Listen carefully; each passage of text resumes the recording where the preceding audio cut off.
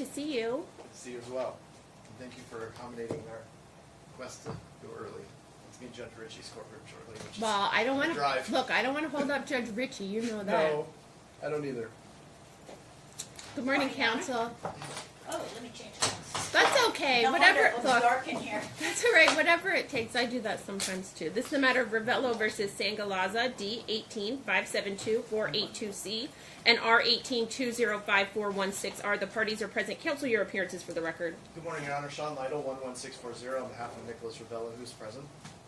Pamela Lawson, bar number 5044, for Karen Sangalisa, who is present. Good morning. It looks as though everybody have a seat. This is on for return hearing from FMC, psychological evaluation and attorney's fees. It looks as though the parties attended mediation and came up with a partial parenting agreement.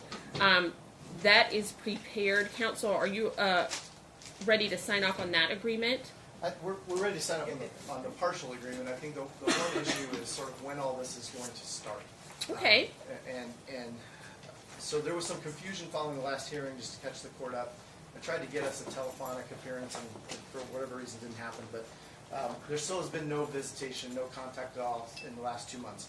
My client, the day of the last hearing, which was I believe August 28th, called down and signed up for the baby care class. That class is a 6-week class, and it doesn't start like any week. Okay. Right? So he wasn't even able to start the class until the middle of October. Okay. He's halfway through the class now. Okay. But because of some holidays, then they take some breaks. So Okay. he's not going to be done with this class until the middle of December at Okay. this point. He's looking obviously to start visitation sooner than that. It had already been about 4 months since there had been any contact the last time we were here, and now it's 2 more months later. So that's the real big issue. And then the other problem is that at the last hearing we had talked about exchanges happening at the parties' respective homes. Okay. And apparently now the defendant doesn't want to agree to that and is insisting on all of these sort of extra safety features being put in place and exchanging like at the police department, which is, I don't think, warranted in this case. So we just need to make sure that that previous order in terms of the exchange location is correct, and then we really like to get this visitation started this week. Counsel? Your Honor, we did offer visitation through Donna's house. They rejected it. That was just, Also, the order that counsel sent was not correct, did not follow the minutes, and Your Honor ended up signing my version of it.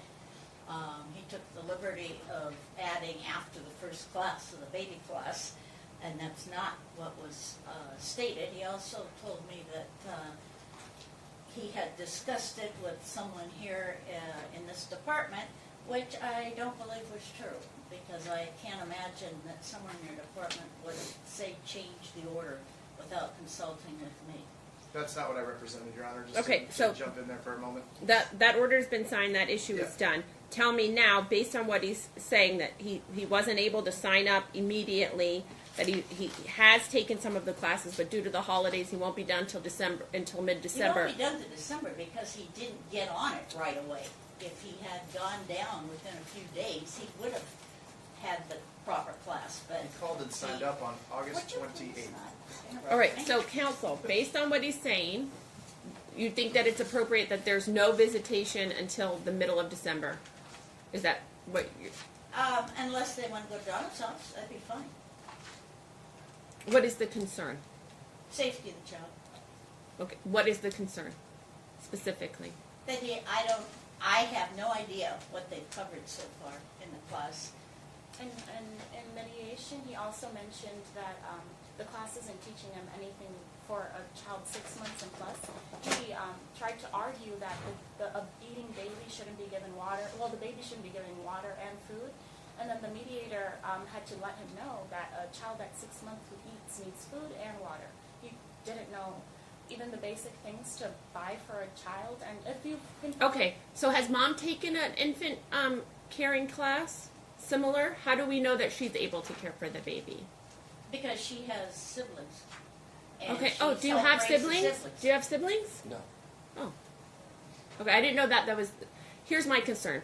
At the last hearing, mom was co-sleeping and thought that was appropriate for an infant child, okay? We can debate and talk to about 10 pediatricians about whether or not we're going to give a baby at 6 months water or not, all right? So I think that's up for debate.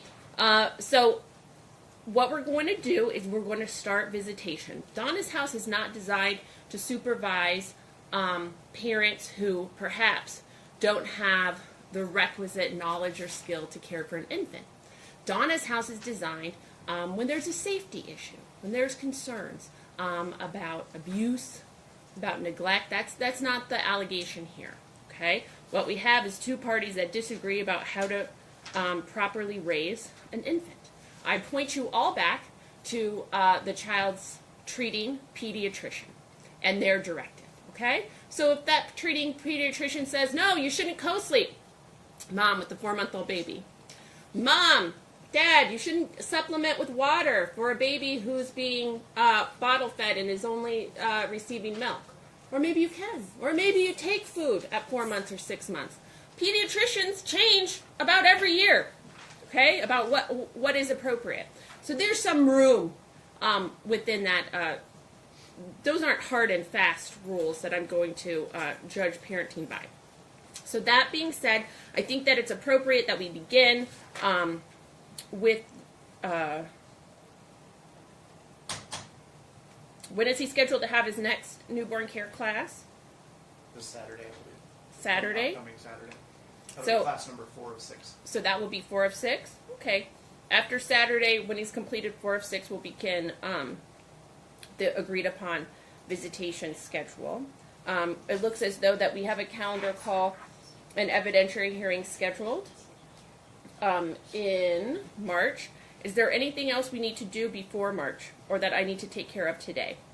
No, I think the only remaining issue at this point, Your Honor, is going to be child support, which will be according to statute. And so I'm hoping we can just get a stipulation on that and incorporate that into a final degree of custody and get that submitted. I guess my suggestion would be maybe we just set this for a status check in 30 to 60 days and see if we can't just get that last little piece resolved. And Well, it looks like if we utilize the visitation schedule, which is an interim visitation schedule and doesn't represent the permanent visitation schedule, neither should it represent what is a likely court outcome in this case.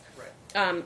That child support, with mom having primary physical custody and dad's gross monthly income being $1,856, that child support should be set at $334.08. If dad is providing the health insurance for the child, I would deviate downward 1/2 of the monthly cost of the health insurance premium upon proof shown on the company's letterhead or on some official document where he's receiving that. He's not providing insurance at the present time.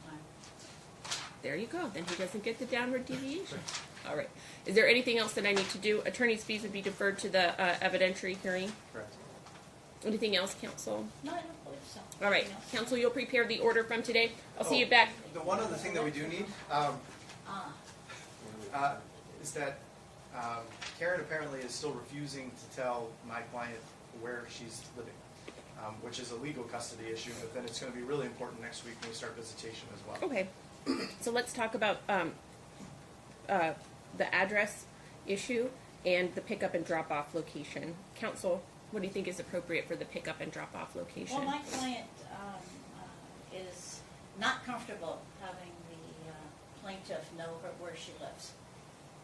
So, Okay, so this is how we can do it, just so everybody's clear. Okay, you guys got joint legal custody. So we could do this. He's not going to tell you, and you're not going to tell him. So heaven forbid that there's a natural disaster, okay? There's an accident, a huge, I don't know, earthquake, I don't know what it is, and you don't know where your baby's laying her head, okay?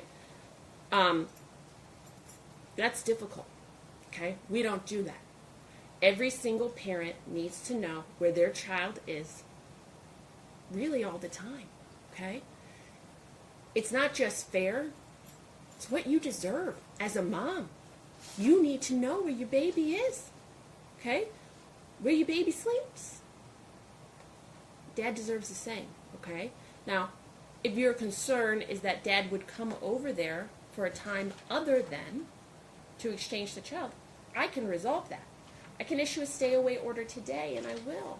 That means the two of you have to stay away from each other's residences and places of employment unless it's for exchange of your child.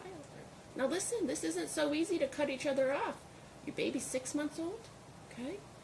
You're going to be together and have some relationship, albeit maybe a business relationship moving forward, the business of raising your child, okay? That means you don't ask each other, how are you? Did you have a good day? You ask each other, how's the baby? How did the baby sleep? Is the baby still teething? The business of raising a child requires that you incorporate and talk to each other in a civil manner. The way you would talk to a coworker or to a supervisor is the way that you'll speak to each other, and only about the business of Julian and nothing else, right? Okay, so we need to know where each other lives all the time. That's one of the basic rules of joint legal custody, just a fundamental tenet of our law moving forward. If either of you is to move within 48 hours, you have to notify the other one in writing, okay? Now, for the exchange spot, we're coming up on a real cold period of time. And I know your child it's not cold now, right? But these, when that baby gets all snuggled into that infant carrier, you don't want to take them out, right? and I know that you haven't experienced winter yet with this little baby, but it's going to be important. Are your concerns about your interaction with Dad at the pickup and drop off? And Yes. those, okay. She's agreeable with you issuing the order about the stay away other than... Well, that's great because I already issued it. So good thing you Oh, I agree didn't because I just realize already that did you it. did it. Well, Said yeah, you I could. did. I'm going to enter a stay away order today. That's how I did it. Good. So, if for the pickup and drop off, what we don't want is for Julian to have overexposure to law enforcement. Okay? We don't want when it's 3 degrees outside, and I know it's not ever going to be 3 degrees in Las Vegas, but when it's cold, we don't want your cold baby waiting out at the police station for the other one to come pick him up. Okay? It makes sense, and I know you don't like each other, and I don't expect you to like each other. If you liked each other, you'd still be together, right? You're not. So, of course you don't like each other, okay? Of course you don't want each other at your houses, but this is how it's going to happen for the next 18 years, okay? This is how we're going to do it. You're not going to talk during the pickup and exchange, okay? Do you each have the same infant carrier? I don't even know if he has one or not. Well, he's going to have one, and that was my order last time. So here's the difference, right? If you have the same base for your car, you can exchange the child and the infant carrier and just put the base, right? Do you understand what I'm talking about? Sure. Right? Everybody? Mom? Dad? Got it? Okay. That is easier than taking your sleeping infant out of an infant carrier, holding him up in the dead of night, and giving him to the other one, right? Yep. Does it make sense for you to coordinate? Mom, what brand of what car seat do you have? I don't even remember. That's crazy.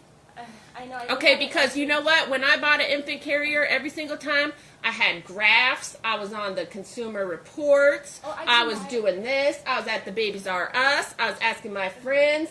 It was a gift. Yeah, it was a gift. I mean, I look at it every day, but there's so many brands out there. It was a gift. Yeah. I got it. You're looking at it every day. The fact that you don't know what it is concerns me. You're a mom of a 6-month-old. What car seat do you have? I'm waiting for her to tell me what. Okay, Yeah. so Yes. in the next 48 hours, I want you to take a picture of the side of the car seat where it says the name and the model and all that stuff. And he can just buy another base, okay? So then when you exchange the child in the infant carrier. Now, do you even have an infant carrier? Yes, I do, but the... Or do you have the convertible car seat I already? have a convertible, and also... So you don't have an infant carrier. No, I have an infant car seat, and then, the concern Okay, is- well, let's stop.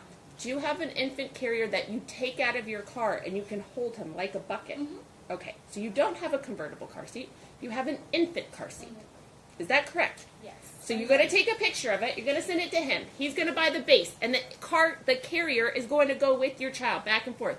Soon, your child's going to be going to a convertible car seat, right? But that's probably not going to happen until after winter. Okay. So what was your other concern? Well, if exchanging... So, can you explain that exchange of the car seat again? Okay. It is correct, right, that you have an infant carrier. The base stays in the car, and the seat comes out, and you can carry by the handle, right? So what's going to happen when he comes and picks up on the first Monday after December 1st, there'll be visitation 1 to 9. So the receiving party is going to pick up. That means Dad's going to come to your house at 1 p.m., okay?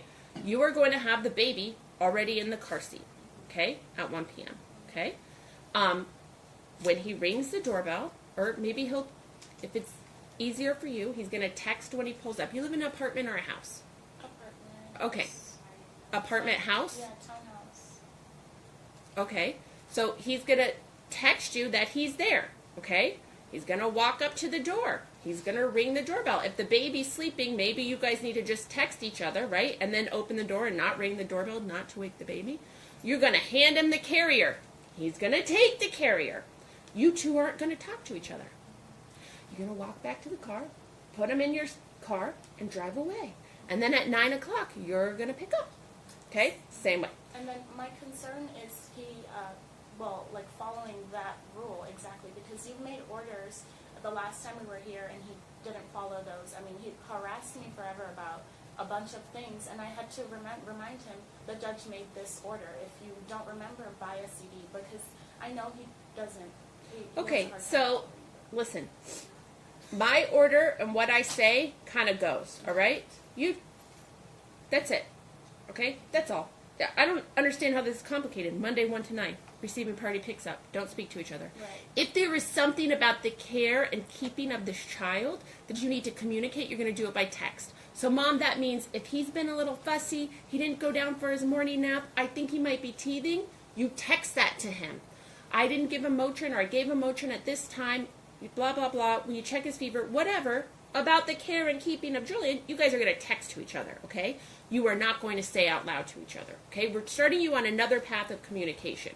Before you communicated a different way, right? About feelings and how you liked each other or didn't like each other, about all these other things, right? Now we are on this path. It is business about Julian. So the communication style is going to be very different. This time of transition is going to, when you said, he was harassing me, I told him to buy a CD. No, okay. So that type of communication, that is the old kind of communication that you enjoyed. Now it is different. Would you speak to your coworker or your supervisor that way? No. Would you say my coworker is harassing me? No. Okay, the order, what I say rules, because you two cannot get along, because you two cannot communicate.